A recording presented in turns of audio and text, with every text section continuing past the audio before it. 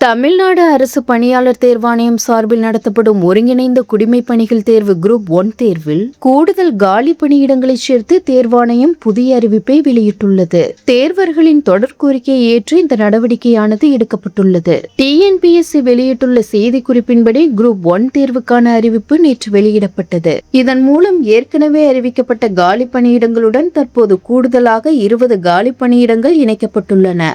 துணை ஆட்சியர், வணிக வரி உதவி ஆணையர், கூட்டுறவு சங்கங்களின் துணைப்பதிவாளர், பத்திரப்பதிவு மாவட்ட பதிவாளர், தொழிலாளர் உதவி ஆணையர் உள்ளிட்ட பல்வேறு உயர் பதவிகளுக்காக தொடக்கத்தில் 26 காலி இடங்கள் மட்டுமே அறிவிக்கப்பட்டிருந்தன. காலி பணியிடங்களின் எண்ணிக்கையை அதிகரிக்க வேண்டும் என அரசியல் கட்சித் தலைவர்களும் தேர்வர்களும் தொடர்ந்து வலியுறுத்தி வந்ததை அடுத்து தற்போது கூடுதலாக 20 இடங்கள் சேர்க்கப்பட்டு மொத்தம் பணியிடங்களின் எண்ணிக்கை உயர்த்தப்பட்டுள்ளது.